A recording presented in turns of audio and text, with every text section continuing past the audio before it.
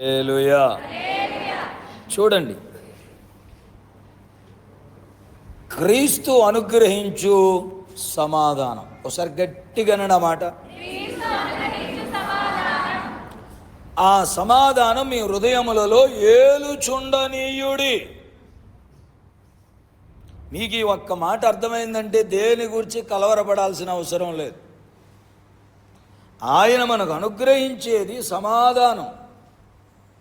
అందులో అన్నీ ఉన్నాయి. ఇది ఉంది, అది లేదు, ఇది మాత్రమే చేయగలడు, అది మాత్రమే చేయగలడు అని చెప్పలేం. మన ప్రభువుకి అసాధ్యమైనది ఏదీ లేదు. ఇవి జరగవు అనుకున్న భీకర కార్యాలు కూడా ఆయన చేయగలడు. హల్లెలూయా. అబ్రాహాము దగ్గరికి దేవుడు వచ్చి, నాకు అసాధ్యమైనది ఏదైనా ఉండునా అని అడిగాడు. కనుక మన ప్రభు ఏదైనా చెయ్యగలడు అని నమ్మండి. ఈ 40 దినాల పాటు ప్రభు సన్నిధిలో గడపడానికి ప్రభు మంచి అవకాశం మనకి ఇచ్చాడు. మరి రోజు మీరు వస్తున్నారో, ఈరోజే వచ్చారో నాకు తెలియదు, కానీ ఇక నుంచి అయినా మీరు రోజు మందిరంలోకి రండి. ఇప్పుడు ఇలాంటి నెట్ ఇష్యూస్ ఉంటాయి, కొన్ని నెట్ సమస్యలు. ఇలా వచ్చినప్పుడు మనం తెల్లమొఖాలు వేసుకొని చూడక్కర్లేదు. ఇక నెట్ వాక్యం ఏమీ రావట్లేదు అనుకోండి, వినబట్టలేదు అనుకోండి, బిక్కమొఖాలు వేసుకొని సోదు కబుర్లు వేసుకోకూడదు. ప్రార్థన కదండి, దేవుడితోటే ప్రార్థనా సమయం అంటే దేవుడితో మాట్లాడుకునే సమయం. మనం మనుషులతో మాట్లాడుకోవాలనుకుంటే ప్రార్థనకు ముందు కానీ ప్రార్థన తర్వాత కానీ మనం మాట్లాడుకోవచ్చు. మీకు అర్థమైందండి? అందుకని ఏం చేయాలంటే ఒకరి తర్వాత ఒకరు ప్రార్థన చేసుకోవడమే. ఒకవేళ మీకు ఏదైనా బాధ ఉంది, కష్టం ఉందనుకోండి, దేవుని పాదాలు పట్టుకుని ఏడవడమే. మోకరించి ఏడితే అద్భుతం జరిగిపోద్ది. తన సమస్త వ్యవస్థలు నాశనం అయిపోతున్న వేళ యాకోబు రాత్రి ఏడవకపోతే, కన్నీళ్లు కార్చకపోతే ఈరోజు యాకోబు చరిత్ర లేదు, 12 గోత్రాలు లేవు, సర్వనాశనం అయిపోయిండేది. ఆ రాత్రి కేవలం అతని కన్నీటి ప్రార్థనే అతని వ్యవస్థని బతికించింది. మనం కార్చే కన్నీళ్లు, వేసే మోకాళ్ళు, ఉండే ఉపవాసాలు, హల్లెలూయా, ప్రభు సన్నిధిలో గడిపే సమయము, ఇవే మనల్ని బ్రతికిస్తున్నాయి. మనుష్యుడు రొట్టె వలన మాత్రము కాదు, దేవుని నోట నుండి వచ్చే వాక్యం వలన బ్రతుకుతాడు. ఒక వచనం బతికించేస్తుంది. నా బాధలో ఈ వాక్యమే నెమ్మది కలిగిస్తుంది, ఈ వాక్యమే నన్ను బ్రతికిస్తుంది. కనుక క్రీస్తు అనుగ్రహించు సమాధానం మీ హృదయములలో ఏలుచుండును గాక. హల్లెలూయా. దేవుడు సమాధానమిస్తే ఎంత గొప్పగా ఉంటుందో చరిత్రలో జరిగిన ఒక సంభవాన్ని మీ ఎదుటి పెట్టి ఈ పూట నేను ప్రార్థన చేయడానికి ఇష్టపడుతున్నాను. చూడండి, దినవృత్తాంతాల 2వ గ్రంథం 25వ అధ్యాయం. ఆ మధ్యకాలంలో ఎక్కడో చెప్పినట్టు గుర్తుంది నాకు. ఎందుకో పరిశుద్ధాత్మ దేవుడు సమాధానము గురించి ధ్యానిస్తున్నప్పుడు నాకు ఈ విషయాన్ని మరలా నా ఎదుటికి తీసుకొచ్చాడు. దేవునికి స్తోత్రం కలుగునుగాక. హల్లెలూయా.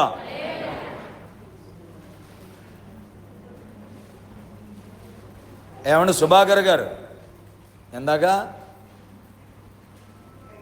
కొడి దగ్గరగా డ్రింకులుగా, మరి దేనికి? నాన్నగారు పంపుతున్నారా అర్జెంటా? మరి కుదురుగాని వాక్యం విన్న వాళ్ళు అసలే విఆర్ఓ గారు. ఆయన గ్రామం అంతా ఆయన చేతిలో ఉంటుంది, ఆయన వాక్యం వినకుండా చెడగొట్టేస్తున్నారు. ఎవరు? మీరా? నీలమనా?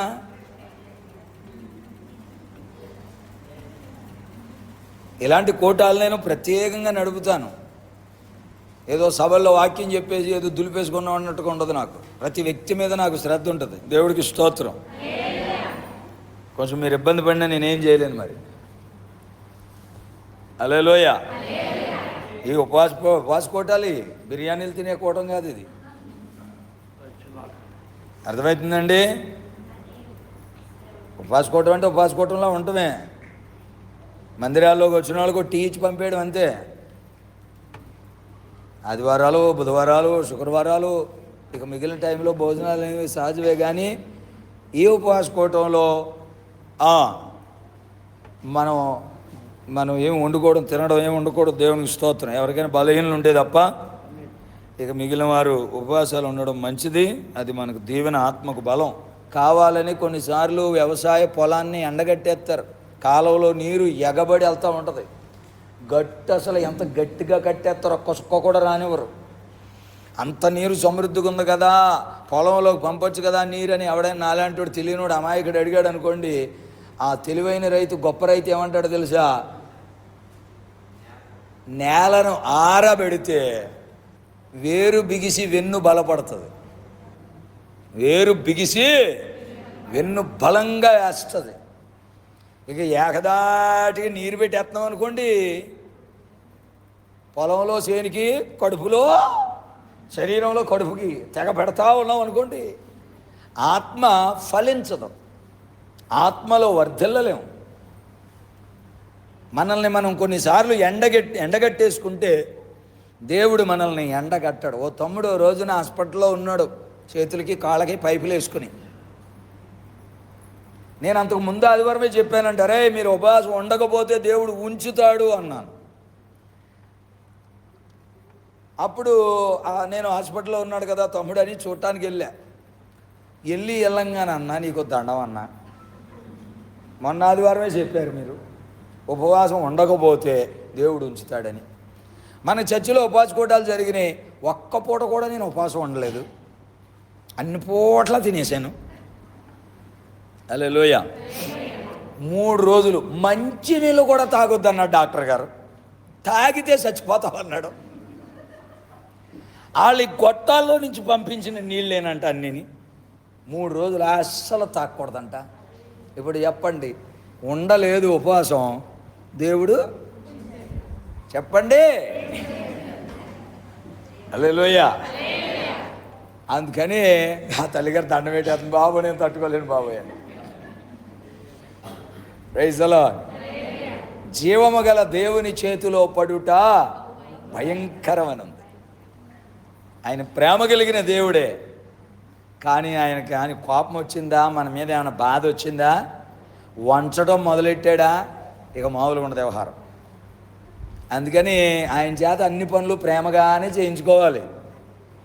ఆయన ప్రేమ మన మీదకి వచ్చింది అనుకోండి, చెప్పండి, కుప్పలు కొమ్మరించేస్తాడు.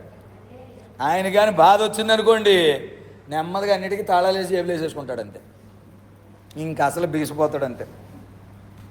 మరలా ఆయన కరిగించాలంటే ఏం చేయాలి?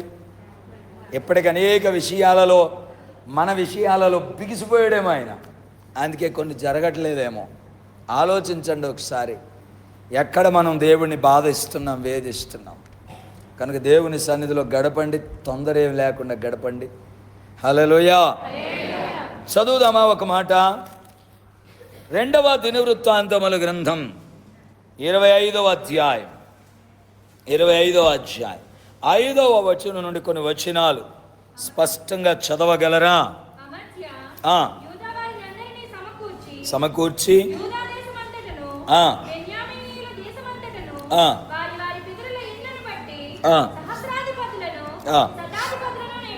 నియమించాను.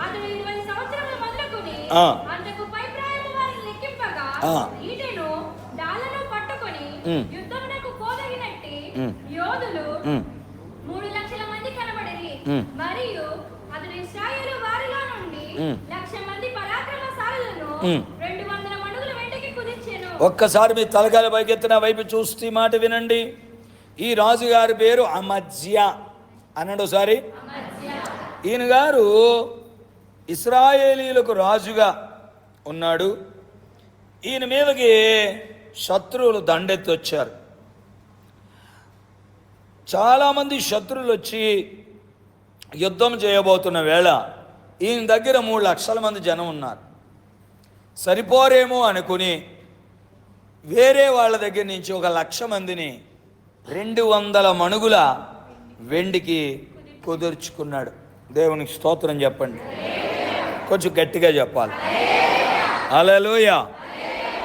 మణుగు అంటే కేజీకి 11 కేజీల 200.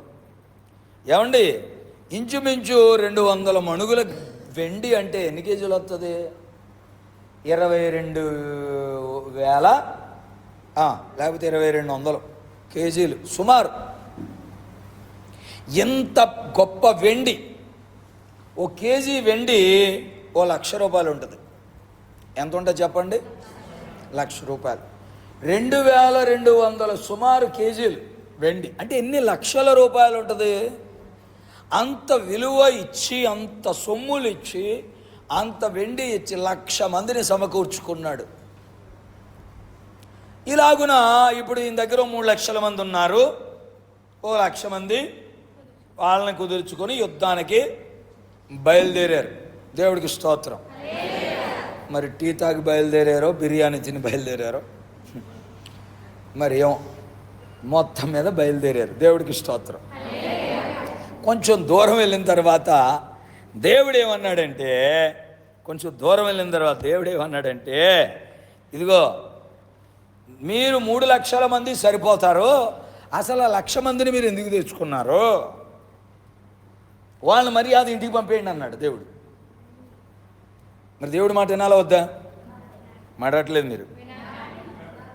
దేవుడు ఇలా మాట్లాడాడండి. కొన్నిసార్లు మనం ఎలా ఎలా ఎలా చేసేద్దాం అనుకుంటున్నాం. దేవుడు అన్నాడు, అలా వద్దన్నాడు. వినాలా వినకూడదా? లేకపోతే లోతుని ఏమన్నాడు? పెద్ద పర్వతం దగ్గరికి వెళ్ళమంటే నేను అంత దూరం వెళ్ళని, చిన్న పర్వతం దగ్గరికి వెళ్తానన్నాడు. వెళ్ళడం వల్ల ఏమైంది? కూతుళ్లతో పాపం చేయాల్సిన పరిస్థితి వచ్చింది. భయంకరమైన సంతానాన్ని కనవలసి వచ్చింది. దేవుని మాట వినకపోతే ఎన్ని దెబ్బలు తగులుతాయో బైబిల్ చదివిన అర్థమవుతుంది. కొంతమంది జీవితాలను చూసిన అర్థమైపోద్ది. మనల్ని మనం చూసుకున్నా కూడా మనకు అర్థమైపోద్ది. కొంచెం జాగ్రత్తగా కొన్ని మాటలు వినండి, తప్పక దీవించబడతారని నేను నమ్ముతున్నాను. దేవునికి స్తోత్రం కలుగునుగా. హల్లెలూయా. దేవుని బిడ్డలారా, 3,00,000 మంది నీకు చాలు. అందుకే నేను పదే చెప్తాను, దేవుని మాట పట్టుకుని, మనకున్నది మనకు చాలు, మనకున్నవారు మనకు చాలు అనండి ఒకసారి 2 లైన్లు. స్తోత్రం. వాళ్ళు కూడా ఉంటే బాగుండు, వాళ్ళు 1,00,000 మంది ఉంటే బాగుండు. మన ఊళ్ళో 3,00,000 మందిలో సరైన వాళ్ళు ఉన్నారో లేదో, ఆ 1,00,000 మందిలో సరైన వాళ్ళు ఉన్నారు, ఎఫ్రాయిమీలు ఉన్నారు. మీకు అర్థమవుతుందండి? వీళ్ళేమో యోధా బెన్యామీని వాళ్ళు. ఎఫ్రాయిమీలు అంటే మీరు ఆ చర్చి చివర తల వెంట్రుక అలా నిలబెట్టారనుకోండి, కనబడుతుందా? కానీ అలా కనబడుతుంది. అంత యుద్ధ శూరులు. ఇలా గురి పెట్టి ఓ చోట పెట్టిన తల వెంట్రుకను కూడా బాణంతో కొట్టగలరు. వాడిగా సూటిగా గురి కలిగి యుద్ధం చేస్తారు. చాలా పరాక్రమశాలులు వాళ్ళు. అలాంటి వాళ్ళని యుద్ధానికి తీసుకెళ్తున్నారు. మంచి టాలెంటెడ్, నైపుణ్యత కలిగిన వాళ్ళని. దేవుడు అంటాడు, వీళ్ళ మర్యాదగా ఇంటికి పంపించే అన్నాడు. అయ్యా 200 మణుగులు వెండిచ్చానయ్యా, మరి దాని మాట ఏంటి అన్నాడు అమజ్య రాజుగారు. ఇదిగో దీనికంటే ఎక్కువ నేను మీకు ఇస్తాను. హల్లెలూయా. అంటే ఇప్పుడు ఏమంటున్నాడు దేవుడు? 200 మణుగును వదిలేయమంటున్నాడా? వాళ్ళని అడిగి తెచ్చుకోమంటున్నాడా? వదిలేయి, వాళ్ళని వదిలే, వాళ్ళకి ఇచ్చిన వెండి వదిలే, నీది నీకు సరిపోద్ది. చూడండి, ఆ మాటలు చూడండి ఎంత అద్భుతంగా ఉంటాయో. 7వ వచనం చదవండి. దైవజనుడు ఒకడు అతడి యొద్దకు వచ్చి, రాజా, ఇశ్రాయేలు వారి సైన్యమును నీతో కూడా తీసుకొని పోవద్దు.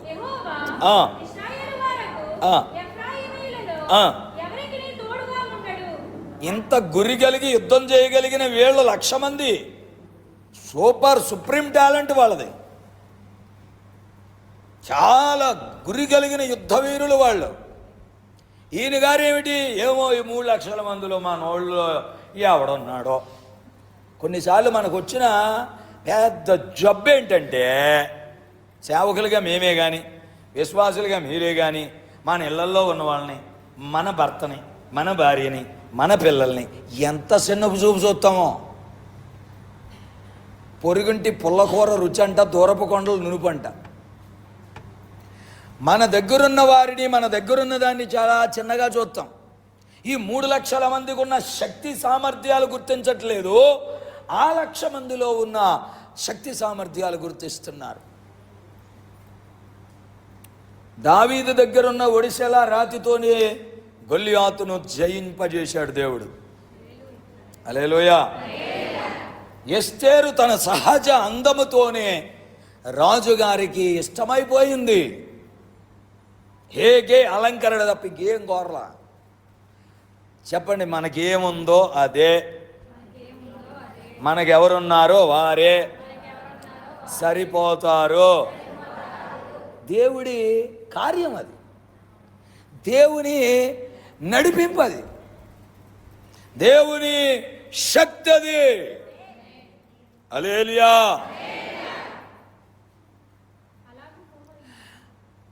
ఎఫ్రాయిమీలలో ఎవరికి దేవుడు తోడుగా ఉండడు. 1,00,000 మంది వస్తున్నాను అంటున్నావు, వాళ్ళకి దేవుడు తోడుగా ఉండడు. ఈ 3 లక్షల మందికి దేవుడు తోడై ఉంటాడు. గట్టిగా చప్పట్లు కొట్టి దేవుడికి స్తోత్రం చెప్పండి. ఆమేన్. ఈయన గారి గుండెలో ఏదో గుబులు, వేదన. మన వాళ్ళు సరిపోతారో లేదో, మన బలం సరిపోద్దో లేదో, మన వాళ్ళకి తెలివి సరిపోద్దో లేదో, ఆయన కూడా సపోర్ట్ చేసుకుంటే యుద్ధం బలంగా చేసేయచ్చని గుండెలో సమాధానము లేక, దేవుడు అనుగ్రహించు సమాధానము లేక 200 మణుగుల వెండి ఇచ్చి, అనగా కొన్ని లక్షల రూపాయలు సొమ్ములు ఇచ్చి 1,00,000 మందిని తెచ్చుకున్నాడు. దేవుడు అంటాడు, వద్దు ఇంటికి పంపించే అంటాడు. అలా అన్నందుకు 200 మణుగుల వెండి వేస్ట్ అయింది. ఆ 1,00,000 మంది వీళ్ళకి విరోధం అయిపోయారు. వీళ్ళేదో యుద్ధం చేద్దామని ముందుకెళ్తే వాళ్ళు వీళ్ళ మీద బాణాలు విసురుతున్నారు. అయినా అంటాడు దేవుడు, చదవండి కొంచెం ముందుకెళ్ళి, ఒకవేళ యుద్ధం నువ్వు మోపుగా చేసినను దేవుడి నీ శత్రువుల ఎదుట నిన్ను, మీ 1,00,000 మంది నీతో వచ్చారనుకో ఓడిపోతావు అంతే అన్నాడు. ఆ మాట పట్టుకోండి గట్టిగా. నిలవబెట్టుటయు పడవేయుటయు దేవుని వశమే కదా. చాలు, దేవుడికి స్తోత్రం చెప్పండి. 2వ రాజుల గ్రంథం 25వ అధ్యాయం 5 నుండి కొన్ని వచనాలు మనం చదువుకుంటూ వెళుతున్నాం. 2వ దినవృత్తాంతాలు 25వ అధ్యాయం 5వ వచనం నుంచి ఉన్న అమధ్య కాలంలో జరిగిన యుద్ధ చరిత్ర మనం చదువుతూ ఉన్నాం, ధ్యానిస్తూ ఉన్నాం. ఎందుకంటే అక్కడ దేవుడు అనుగ్రహించే సమాధానం ఎలా ఏలుబడి చేసిందో, ఆ గొప్ప సమాధానం ఉంటే ఎంత గొప్ప విజయం పొందుకుంటామో తేటగా అక్కడ వెల్లడి చేయబడింది. నిలవబెట్టుటయు పడవేయుటయు దేవుని వశమే కదా. నిలవబెట్టడం ఎవరి వశంలో ఉంది? పడగొట్టడం ఎవరి వశంలో ఉంది? ఇప్పుడు చెప్పండి, మీ కుటుంబాలను దేవుడు నిలబెట్టాలన్నా పడగొట్టాలన్నా ఆయన చేతిలోనే ఉంది. మన సేవలు నిలబడాలన్నా పడగొట్టాలన్నా ఎవరి చేతిలో ఉంది? మనుషుల చేతిలో లేదు. ఎవడో పడగొట్టలేడు, ఎవరో నిలబెట్టలేరు, దేవుడే నిలబెట్టాలి. దేవుడికి గుణం పడగొట్టే గుణం లేదు, ఆయనకి నిలబెట్టే గుణం. మన దేవుడి గుణం ఏంటి? అది నీ కుటుంబమైనా నీ జీవితమైనా సరే, కుప్ప కూలిపోయిన ఎలాంటి పరిస్థితుల్లోనైనా, ఆర్థిక వ్యవస్థ కానీ, ఆరోగ్య వ్యవస్థ కానీ, బంధాలు కానీ, పరిశుద్ధ జీవితం కానీ, నిలబెట్టే దేవుడు తప్ప పడగొట్టేవాడు కాదు. ఆయన బలపరిచేవాడే తప్ప బలహీనపరిచేవాడు కాదు. 7 సార్లు పడినా ఇంకోసారైనా సరే నిలబెడతాడట ఆయన. అలసిపోనివాడు, సొమ్మసిల్లడు, సొమ్మసిల్లనియ్యాడు. నలుగుడు పడడు, నలుగుడు పడనివాడు. ఆమేన్. మృతులలో నుండి లేచిన వాడు ఎవరినైనా లేపగలిగిన సమర్థుడైన దేవుడు. చేతులెత్తేసయ్యా స్తోత్రం అన్నాడు. ఆమేన్. ఎంత గొప్ప దేవుడిని కలిగిన మనం గుండెలో సమాధానము ఏలుబడి చేయునుగాక.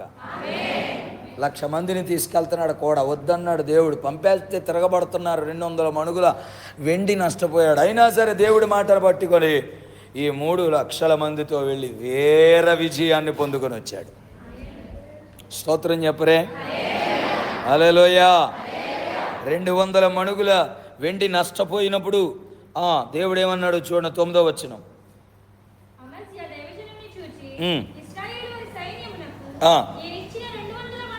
నేనిచ్చిన 200 మణుగుల వెండి ఏం చేయాలి అని అడిగినప్పుడు నా వైపు చూడండి. దేవుని మాట విన్నందుకు కొంత నష్టం నీకు కలిగిందా? 200 మణుగుల వెండి అంటే ఇంచుమించు 2200కు పైన. హల్లెలూయా.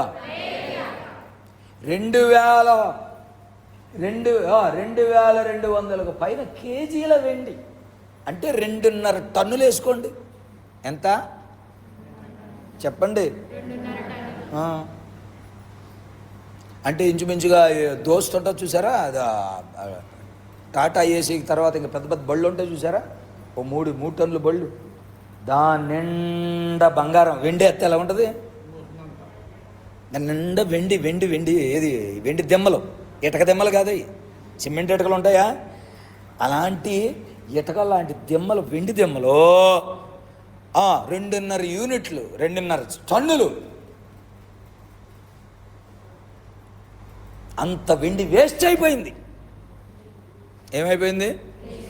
గట్టిగా చెప్పండి.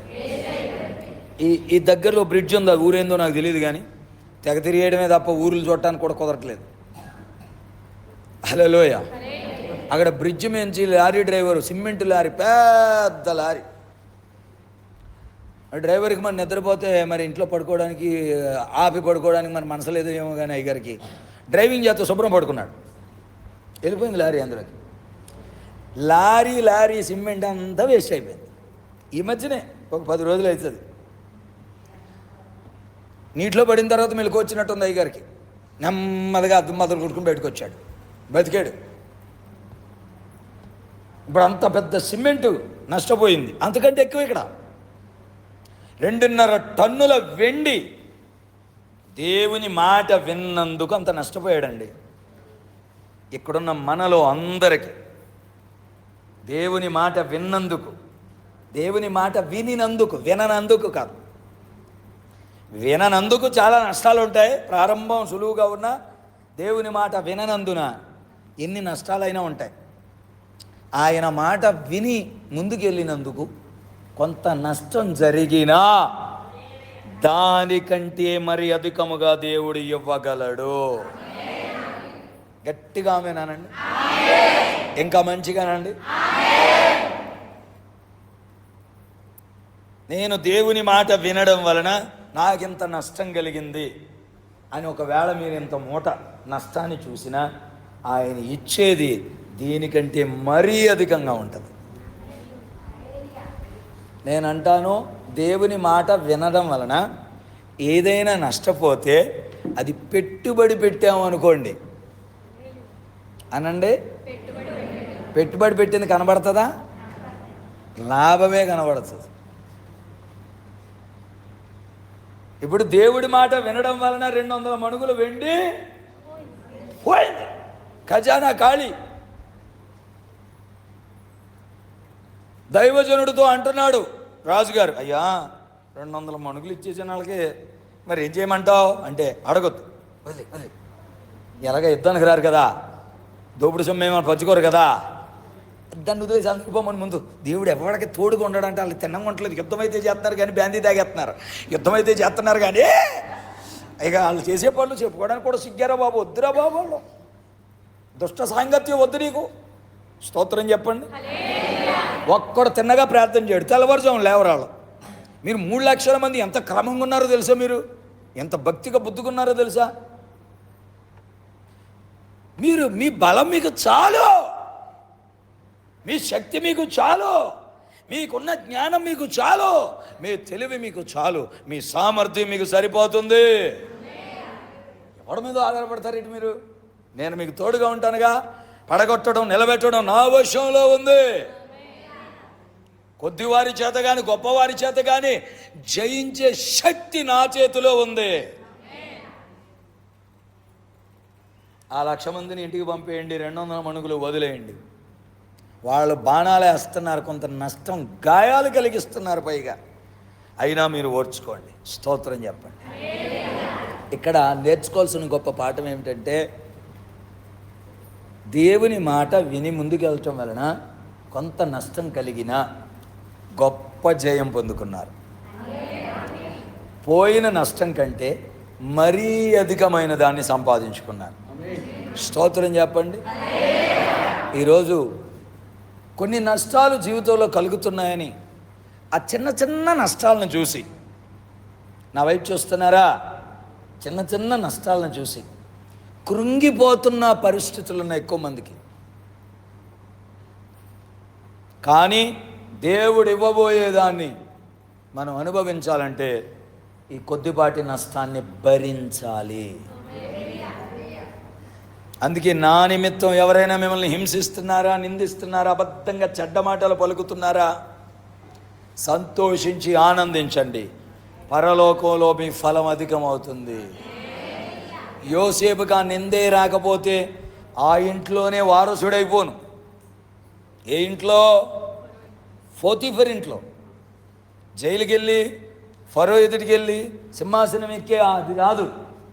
ఆ నింద అక్కడికి రావడం వలన, అబద్ధంగా చెడ్డ మాటలు ఆయన మీద పలకడం వలన, ఊరు వాడ ఆయన్ని అమ్మేయడం వలన, యోసేపు పేరెత్తితేనే అసహ్యించుకోవడం వలన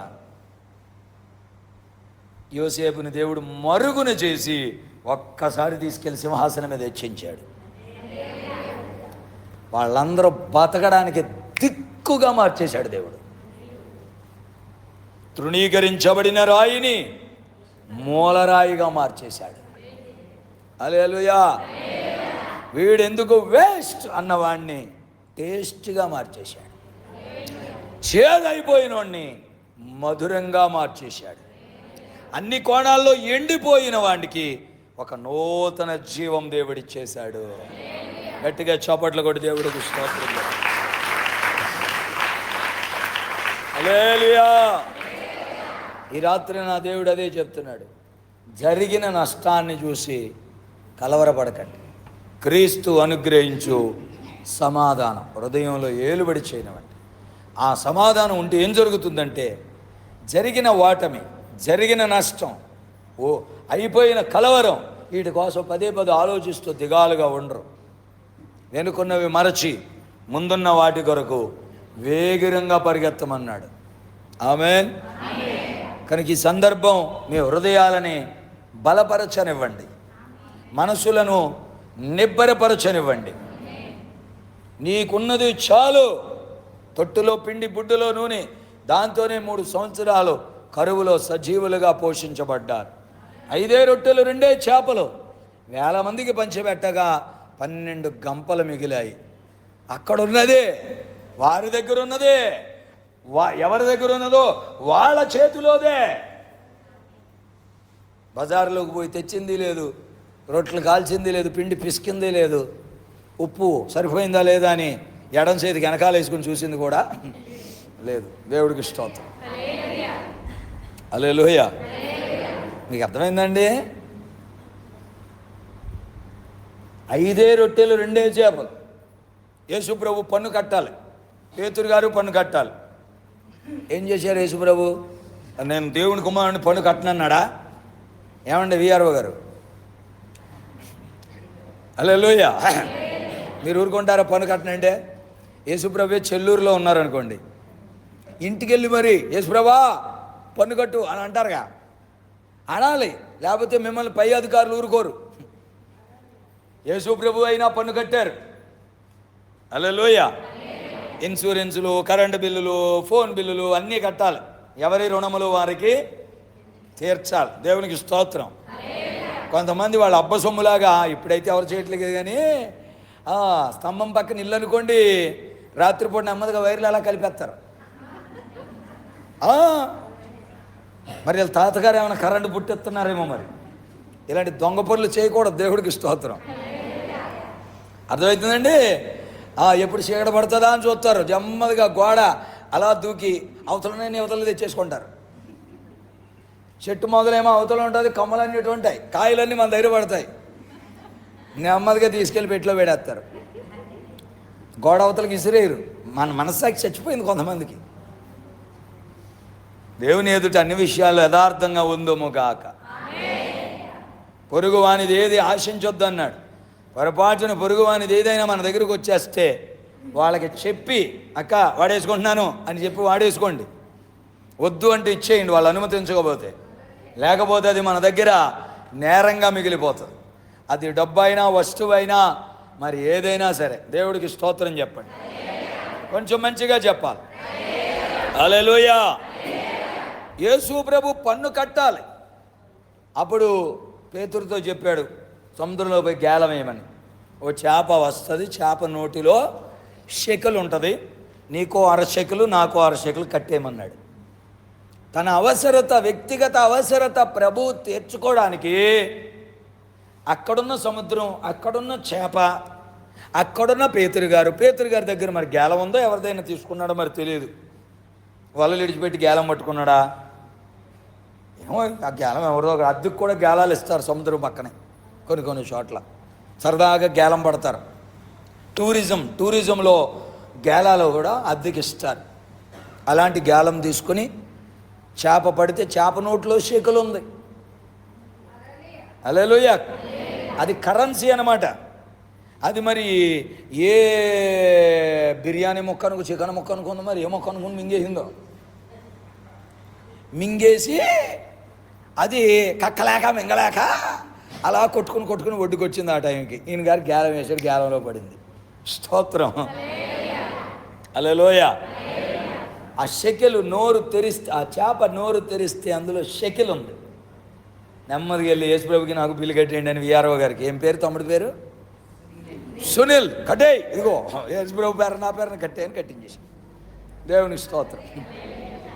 హల్లెలూయా. చెప్పండి, యేసుప్రభు ఎగ్గొట్టాడా మర్యాదగా కట్టేశాడా? అంటే ఇప్పుడు మనందరం కూడా బిల్లులు కట్టాలా ఎగ్గొట్టాలా? కుంటి సాకులు చెప్పాలా మర్యాదగా కట్టాలా? మన గౌరవాన్ని మనం నిలబెట్టుకునే కృప దేవుడిచ్చునుగాక. ఆ బిల్లులు కట్టుటకు సామర్థ్యం దేవుడిచ్చునుగాక. హల్లెలూయా. చేప నోటిలో షెకులున్నట్లు మీ ప్రయత్నములన్నీ ఫలిస్తాయి. ఆమేన్. మీ మీద దయ చూపే పరిస్థితులు వస్తాయి. మనుష్యులు, మీ అధికారులు, మీరు పనిచేసే చోట, మీరున్న చోట జనులకు మీ మీద దయ పుట్టిస్తాడు. రూపాయి వస్తుంది అనుకుంటే 1,00,000 వస్తుంది అంతే. రూపాయి ఎక్కడ, 1,00,000 ఎక్కడ? మీ పిల్లల్ని కావాలని ఉచితంగా రూపాయి కట్నం లేకుండా తీసుకెళ్ళి చేసుకుంటారు. దేవుడు ఏదో అద్భుతం, అందుకే అప్పు దొరకటం కాదు, అద్భుతం జరగాలి. 3 సార్లు అనండి ఆ మాట.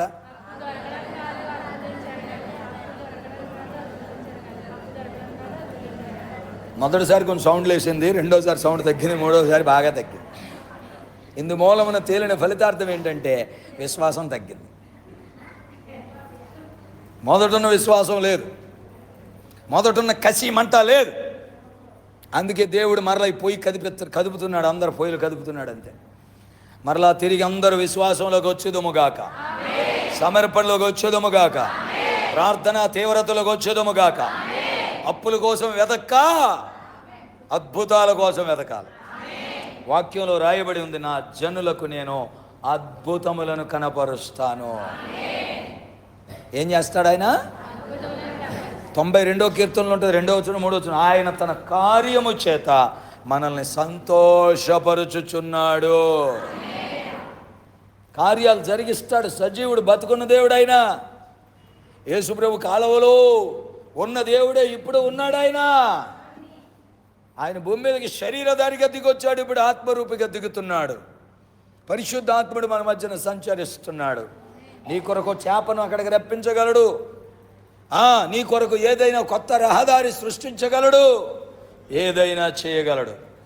హల్లెలూయా. ఆమేన్, ఆమేన్, హల్లెలూయా.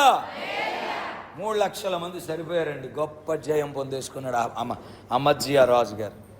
ఇక్కడికి రాత్రి క్రీస్తు సమాధానంతో ముందుకెళ్ళిపోవడమే. ఒకటే ప్రభుని అడగండి, అయ్యా నీవు అనుగ్రహించు సమాధానం నా హృదయంలో ఏలుబడి చేయని.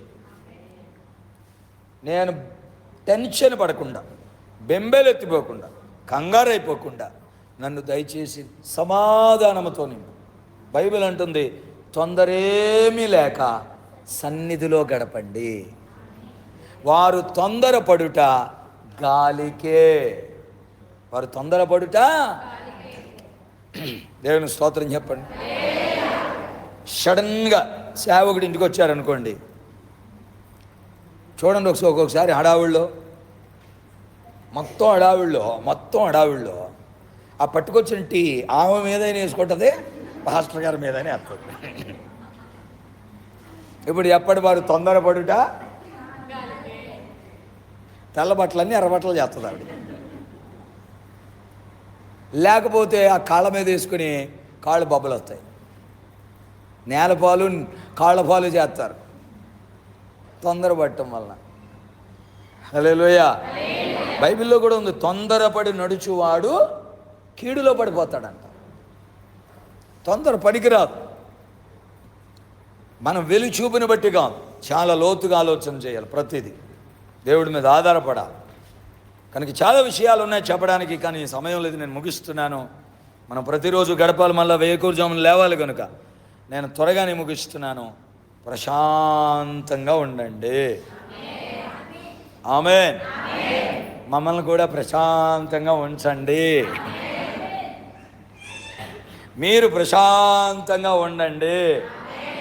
మీ భర్తల్ని, అయ్యలారా మీ భార్యల్ని ప్రశాంతంగా ఉంచండి. హల్లెలూయా. కనుక ఏ విషయంలో కూడా తొందరపడద్దు, కంగారు పడద్దు. అయ్యో మా 3 లక్షల మంది సరిపోతారు లేదో అని కంగారు అయిపోతా 1,00,000 మందికి 200 మణుగులు తగలబెట్టేశాడు. దేవుడేమో 7 వస్తే నేను మీతో రానన్నాడు, వాళ్ళ ఇంటికి వెళ్ళిపోతే నేను మీతో వస్తానన్నాడు.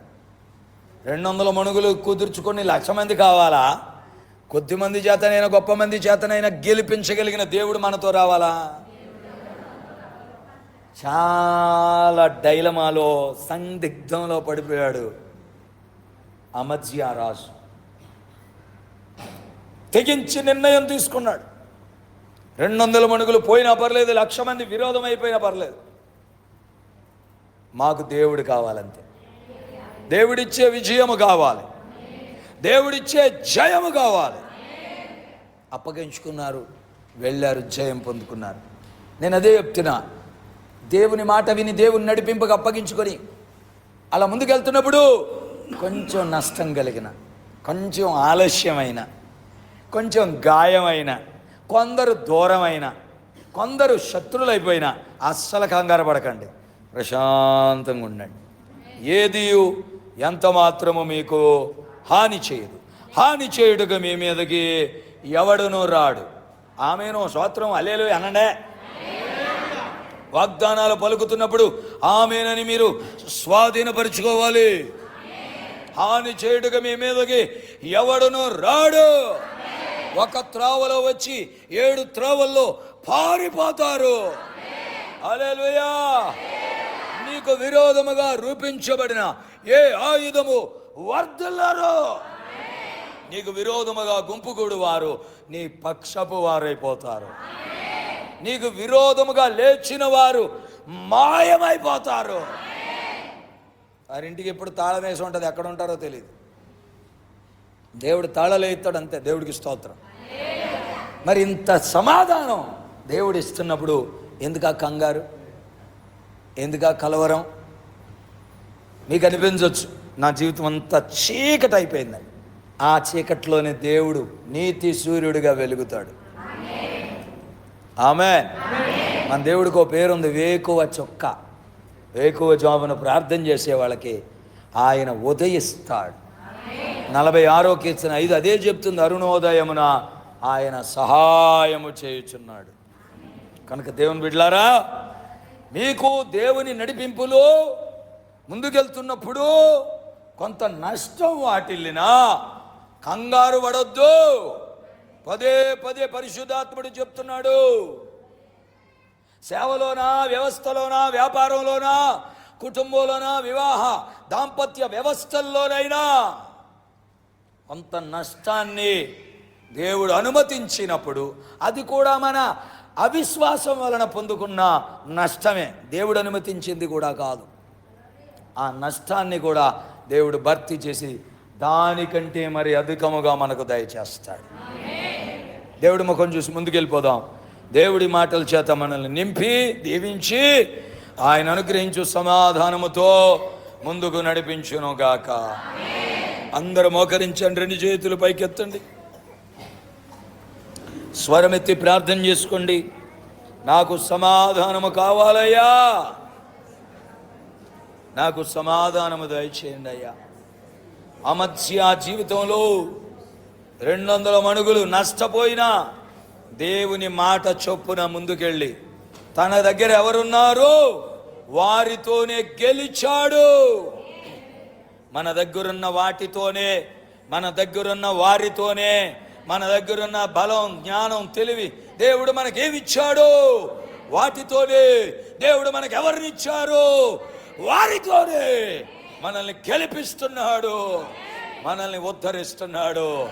ఇంత గొప్ప దేవునికి గట్టిగా చప్పట్లు కొడుతూ స్తోత్రం చెప్పండి. హల్లెలూయా.